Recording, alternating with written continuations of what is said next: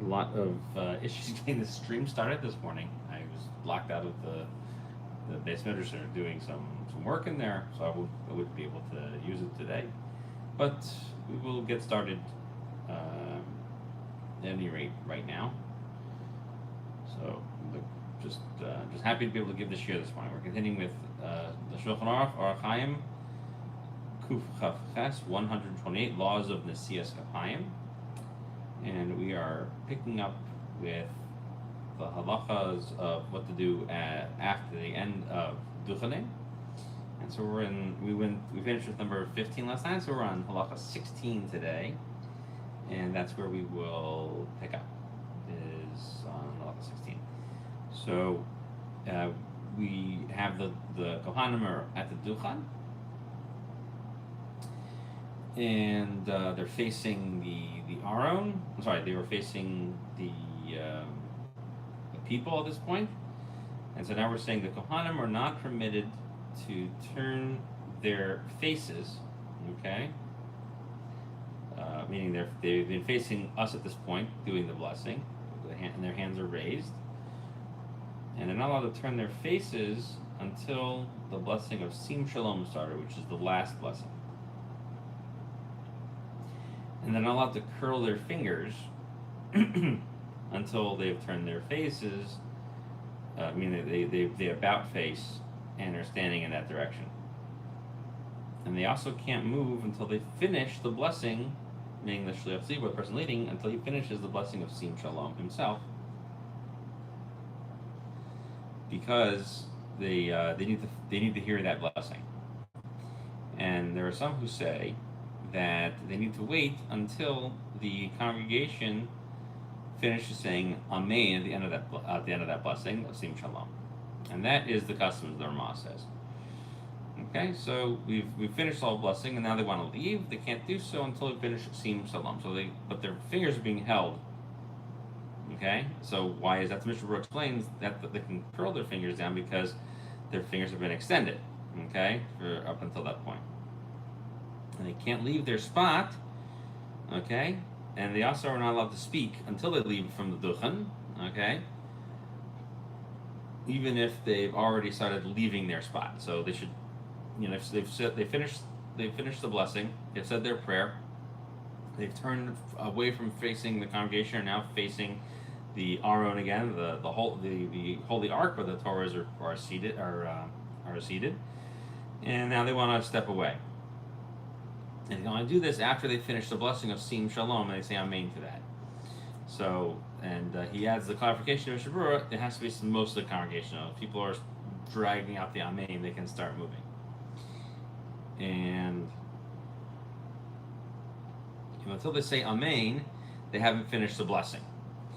Nowadays, the Mishnah Berurah explains, the custom is when you come down, you say Yeshir Kayach, all right?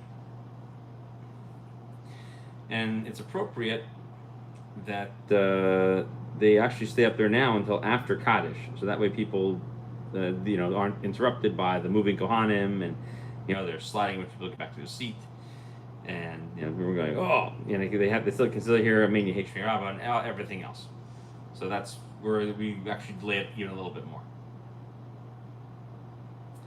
Okay, now another important convention to maintain over here is when they now turn back to face the Aron. Okay, whenever any of their turns, when they first walk up on the Duchan, okay, and they're turning to face it, ready to do the blessing, or they're turning back to face it. Every time they turn, it's always turning to the right. Turn to the right. So we turn to face, bless, to the right.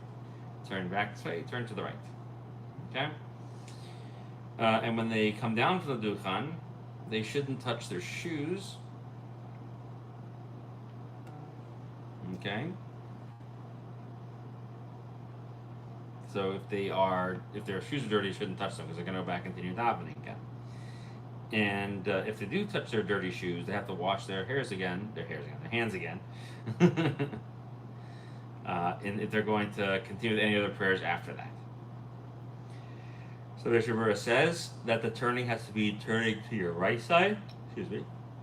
So at the beginning, when they first go up with the Duchan, and they are facing, he calls it the Heichal, referring to the Aron, where the Sifrei Torah are located. Then you go ahead and face them, and when you turn to face everybody, turning to over your right shoulder. Okay, and that's gonna. Then they're gonna kind of get into a southern facing first. Okay, and afterwards they're gonna turn back west, which is gonna be having them facing the congregation. Okay, and that's when they first start off, and when they're finished and they start the blessing of Sim Shalom, they're gonna turn the other direction. Okay, and they want to turn their faces turning towards the right of them, which means they're going to turn to the north side of the building, and afterwards they'll face the east again, which is opposite the Aron Kodesh, right, the Heichal, where the Sifrei Torah are sitting. And when they step down, they shouldn't turn their backs to the Aron. Okay, they should kind of sidestep down with their faces aiming towards where the Sifrei Torah are, much like a student who departs before their master. Okay, and that's how they would leave them. They would leave them in a very respectful way, facing them and backing away. Not to touch dirty shoes. Okay, so in this case, that what we're trying to say over here is that your regular shoes are probably dirty. Okay, so most people's shoes were kind of dirty back then. So maybe our shoes aren't as dirty as theirs were, but basically if you touch your shoes and try to put them back on, that you should wash your hands before continuing with the prayer service. Okay, halacha 18.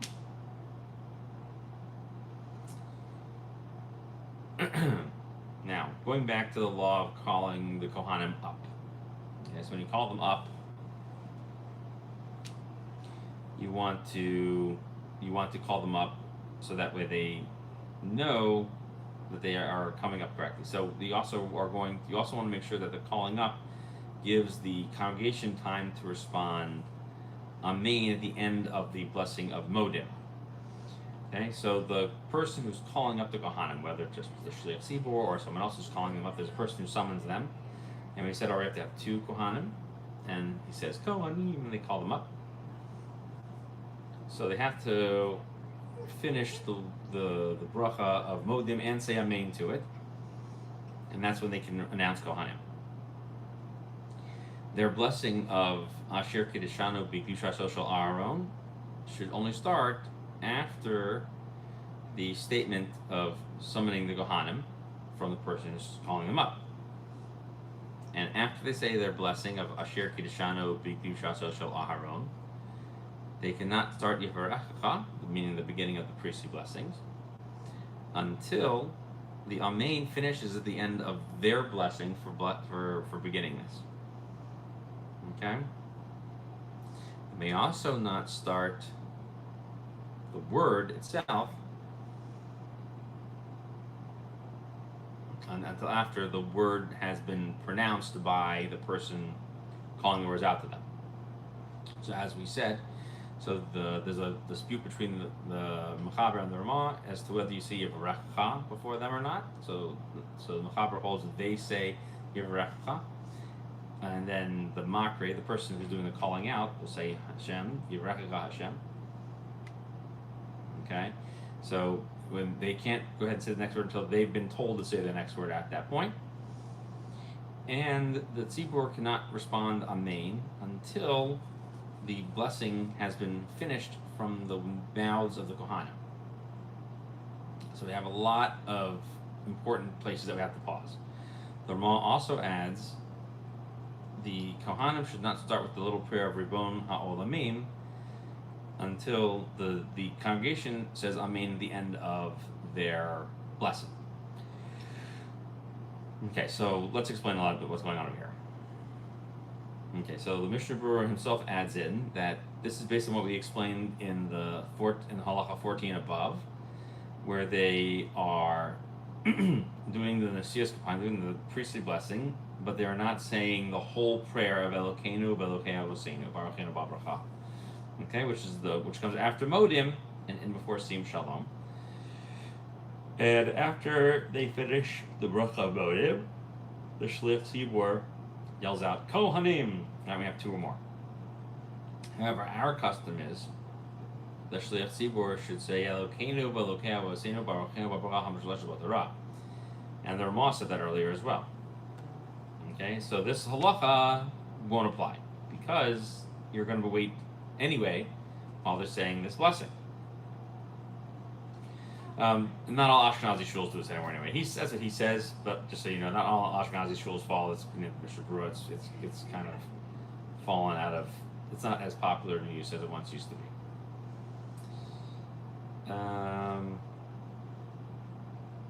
Okay, so we wait for the whole tzibur to say Amen before we continue on. So why? Because the entire congregation has to hear the entire blessing from the Kohanim. And that's why he's very particular to say the entire congregation. Tell us that if some people are saying a little bit longer, right, have a longer Amen than everybody else, and even if it's too long, you still need to wait, unlike when we said that rule in other places. Okay, so again, this is based on how Machaber, Rabbi Karo himself, holds in Halacha Yud Gimel earlier, number 13. Okay, so you don't, because we also said over there, you don't say the word Yivarechecha. And therefore, they have to tell the Kohanim to just be careful to wait until the blessing is finished. However, our custom is that he does say Yivarechecha, and so therefore you're saying to them that they should start after he says that word of Yivarechecha. Okay, before they start, the other people in the congregation finish their own Amen. So he's waiting for that as well. And therefore the Kohanim waiting for him, and that's what the Chazan is waiting for as well, the person leaving the congregation. Okay, so we also are saying over here, and so you have to wait. And what we're saying is that you say Amen at the end of the full blessing, and you can't start the second one, which is Ya'er or Ye saw, until the Amen is finished from the previous blessing line. Okay, and so the reason for that is so that way everyone hears the word completely and correctly, and you don't hear it mixed into other words.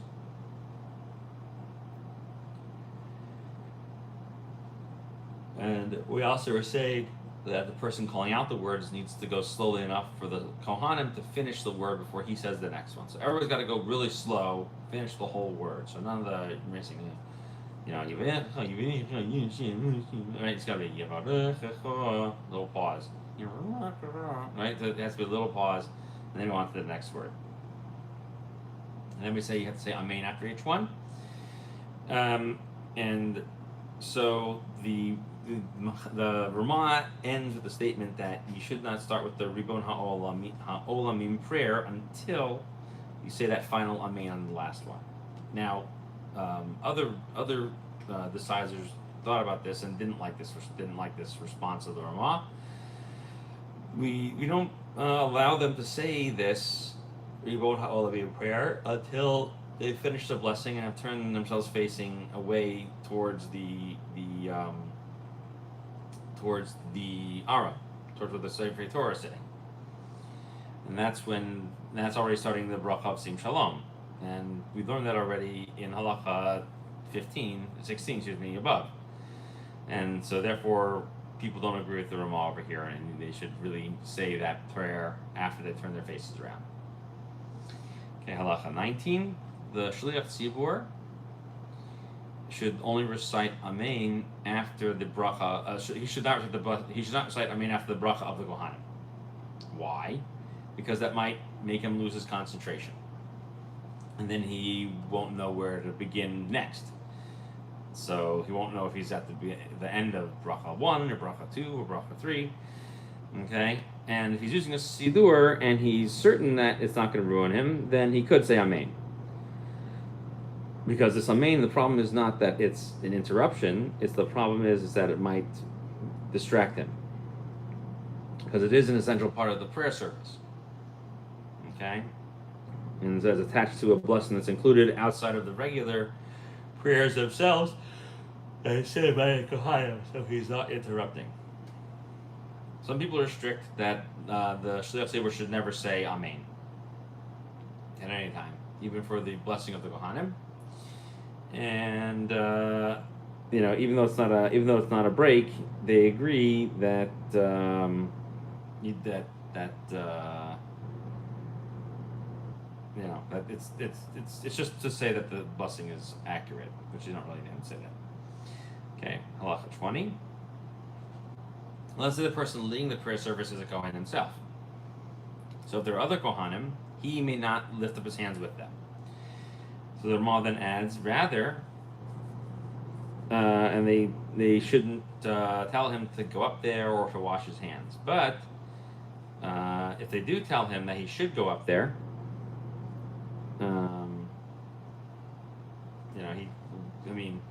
it would be wrong to not go up at that point. And so the Mechaber continues, says, and even if there are no other Kohanim except for him, he may not go ahead and do the blessing of the Kohanim unless he's certain he won't lose his place without getting distracted. So if he's certain he'll be able to get back to the right place, and there's no other Kohen except for him, then he can do it, in order that they shouldn't end the practice of lifting up the hands. And so what should you do? So he should pick up his feet a little bit at the blessing of Avodah, okay, so in Ritzei, and he should continue until the end of the blessing of Lucha Na'el Hodos. And then he should run up to the Duchen, bless the blessing of the Kohanim, and someone else should recite the words of the blessing for him. And then he comes back down and he'll finish with Sim Shalom.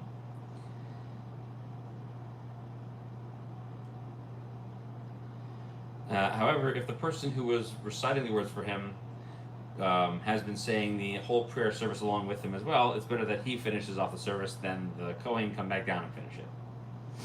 Okay, so he said that at the first half of it, if he shouldn't do it. He shouldn't do the Siyas Kapayim, because maybe he won't be able to go back to the right place at Sim Shalom, and he's going to be all confused, and all these other things will happen to him, because he's going to be nervous about going up there. And even if he's certain that he can do it, the rabbis didn't want to make this a leniency, to have him get up and move over his place and go do the blessing, because there are other people who can do it.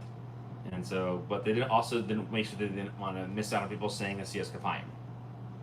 Okay, but if it's just him, then he should go lift his hands up. Okay, and then so he's doing that, and someone else who's not a Kohen should recite the words for him. Okay.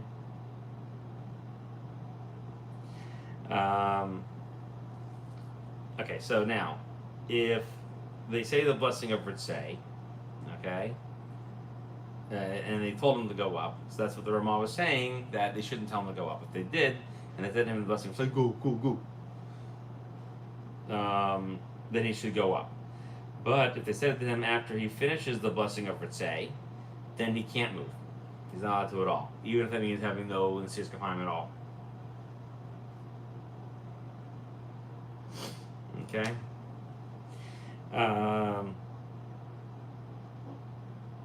Why? Because then he would be violating a positive commandment. Because many people say that if he's not sure he can go back to the right spot again and continue the prayer from there, even still he should go up, because there is a mitzvah, and it's even assuming that he might actually lose his spot when he comes back down to finish the prayer service.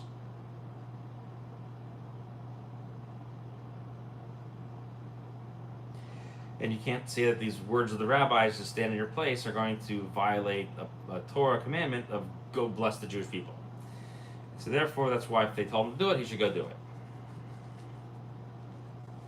Okay, we really say that if it's just him, he should do it, and he can get back to the right place, he should go ahead and do it. And for us who use a Sidur, of course he's going to find the right place again. Okay, however, if there are other Kohanim, he doesn't need to go ahead and move his feet, because we want to keep him in the right spot. Okay, there's only his permission if he's only Kohen in the whole building. And so we said it's assuming that he'll move a little bit during the Avodah blessing, so it's going to the front of the Duchen. Okay, and that's because what we said earlier on that you shouldn't move.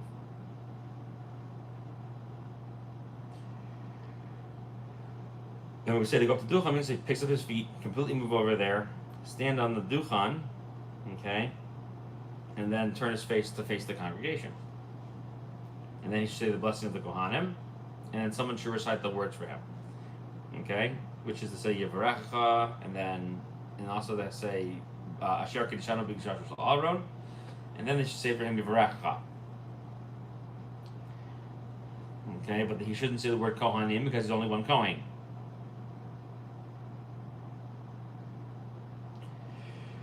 So we say it's preferable that if the person's been reciting along with him the entire time, that person should finish the prayer service and let the Kohen not have to deal with it. Okay, so even though he's certain that he can go ahead and finish the prayer service appropriately, and this other guy should go ahead and finish Sim Shalom for him because he's already down there. Okay?